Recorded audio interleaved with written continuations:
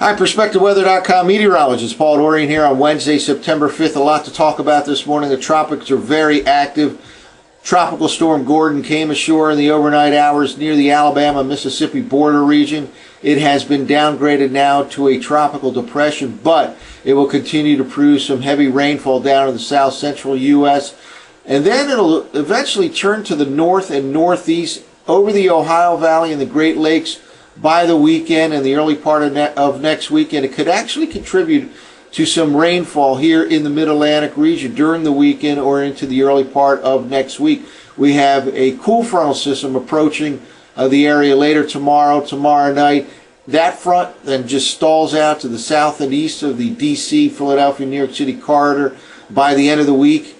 Multiple disturbances could ride along that stalled out frontal boundary zone, and Gordon's remains could actually push along that stalled out frontal boundary zone. It'll be cooler Friday, Saturday, and Sunday, but unsettled with occasional showers and thunderstorms even through the day on Monday, and there can be some heavy rainfall in the mix, again, depending on Gordon's remains, which could play a role around here. Meanwhile, out over the central Atlantic, Hurricane Florence actually strengthened a little bit more overnight. Now a Category 2 storm, and it remains a major concern for the U.S. East Coast. Yesterday we detailed the fact that a trough will be sliding across the North Atlantic by the weekend, over the weekend. There's a chance that it could capture Florence and pull it to the north and northeast out over the North Atlantic. However, there's also a better than even chance probably that it stays left behind. It is not captured by that trough, and that will unfortunately open the door for it to turn to the west towards the U.S. East Coast, perhaps even a southwest movement during this next several day time period, as very strong high pressure ridging will follow that trough of the North Atlantic and build across southeastern Canada, the North Atlantic, and that very well could end up contributing to a westward movement of Florence towards the U.S. East Coast. We're talking about, if it does in fact impact the U.S. East Coast, it's probably the middle or latter part of next week. Well, let's start off by looking at the exact position of not only Gordon and Florence, but a third tropical system. Right now, off the African west coast, we have an unnamed system right now. It has all kinds of chances to develop into a named system over the next few days. That will continue moving to the north and west. Meanwhile, Hurricane Florence, now a Category 2 hurricane. It is continuing to move to the north and west. And again, there are two scenarios with Florence down the road. One is that it gets captured by a trough moving over the North Atlantic over the weekend. But if it's left behind, it can certainly take a track to the west, and even eventually some signs that it could turn to the south and west. This scenario, unfortunately, I would say is a little bit better than even chance right now. We'll know more and more over the next couple of days. But again, two potential scenarios, still a big concern for the U.S. East Coast. Meanwhile, Gordon eventually turns to the north and then to the northeast, goes over the Ohio Valley and the Great Lakes, and it certainly can contribute to some rainfall right here in the I-95 corridor during the weekend or even into the early part of next week. So a lot going on here, and we'll focus on all these tropical threats over the next several minutes. First of all, with respect to Tropical Depression Gordon, here is a 7-day forecast map from NOAA. I like what they're thinking here, basic trend and the basic pattern here I agree with, and it outlines the potential for some heavy rainfall with the remains of Gordon contributing. There will also be a strong cool frontal system. Basically what happens is Gordon continues to slow down for the next day or two over the south central U.S. Then it'll start to accelerate, move to the north, and eventually to the northeast over the upper Ohio Valley and the eastern Great Lakes, moving in this fashion.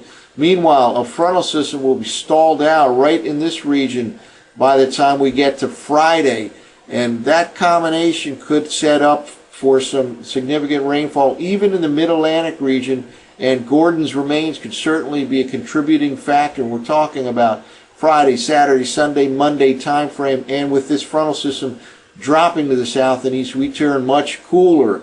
Probably the 70s for highs on Friday, and maybe even the low 70s by the time Saturday and Sunday roll around. That's compared to the lower 90s expected this afternoon, and we'll touch 90 degrees tomorrow afternoon, just ahead of that cool frontal system. Well, let's take a look at some predictions for the storm track for Gordon now. We're focused on Gordon for the moment here. These are ensemble storm tracks, ensemble run by the European model for the storm track of Gordon over the next several days. And basically there's a lot of agreement that Gordon will continue to move to the north and west in the near term, then turn to the north and eventually turn to the northeast, go over the upper Ohio Valley, the Great Lakes, and even from that position well to the north and west of the I-95 corridor. It can contribute to some rainfall in this region, given the fact that there'll be a stalled out frontal boundary zone just to the south here. Certainly some moisture associated with the remains of Gordon could contribute to some rainfall around here over the weekend or the early part of next week. But basically, that is the scenario for Gordon from here on out. Again, it has been downgraded to a tropical depression, will not re-intensify, but it certainly can produce some heavy rainfall over the next several days. Well, let's now shift gears to Hurricane Florence. Some big changes in the overnight model runs. Yesterday, during the daytime run, most, if not all, the models were suggesting a curvature to the north with the trough picking up. Florence, I knew it was a little bit too early to certainly write that off. That trough is still several days away from moving into the North Atlantic. The overnight models, however, shifted farther to the west. Again, this is a big concern for the U.S. East Coast. This is from the European model, and there's still two schools of thought here. One is that Florence does indeed get picked up by that trough and turns to the north and east before ever reaching the East Coast. But there's another scenario that it's left behind once that trough passes by, and then there's an open door where it could slam into the U.S. East Coast. Again, we're talking about the middle or latter part of next week, but certainly still a concern with respect to Hurricane Florence. We will closely monitor that over the next several days. Well, let's now take a look at the all-important 500 millibar height anomaly maps. We've talked about this with respect to an upper-level trough sliding across the North Atlantic over the upcoming weekend, and then following that passage of that trough, high-pressure ridging, higher heights than normal will build back into southeastern Canada and the North Atlantic. If Florence is left behind, that high-pressure ridging certainly could allow for a scenario where Florence turns to the west, maybe even eventually to the southwest, right towards the U.S. East Coast later next week. Here we begin here on Wednesday morning. Florence indicated by this little circular area here in the 500 millibar height anomaly pattern. Let's keep moving forward now. We have a strong ridging right now over the northeastern U.S. And here we go. By the time we get to tomorrow, we start to see a deep upper level trough here in the eastern part of Canada, the Hudson Bay region of Canada.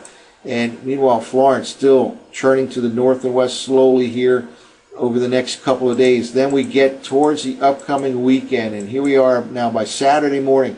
A strong upper level trough sliding south of Greenland into the North Atlantic. Meanwhile, Florence sitting and spinning here, actually still churning to the north and west at this time. And this is the time period, right in the time period here by Sunday, where there's a possibility that Florence kind of gets captured by the wind flow around that trough and pushed up to the north and east. But there's also a chance, maybe even a better than even chance, that it's left behind.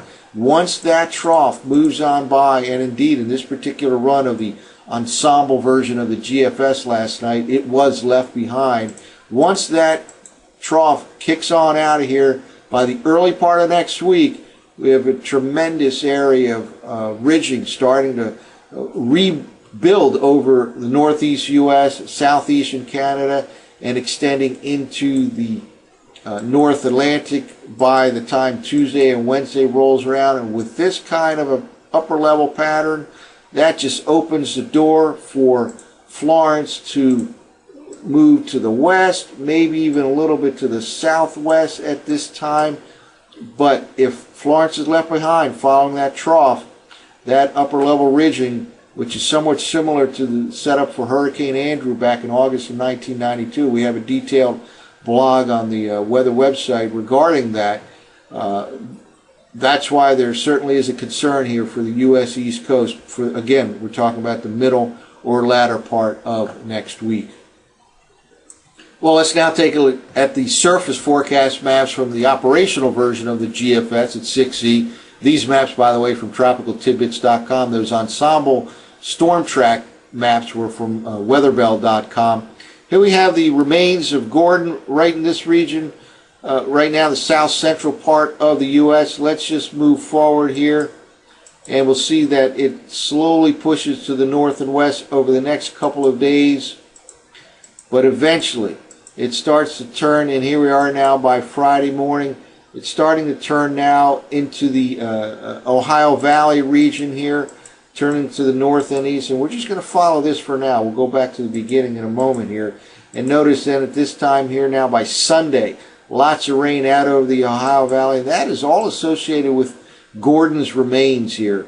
And here we are by Sunday night, Monday morning.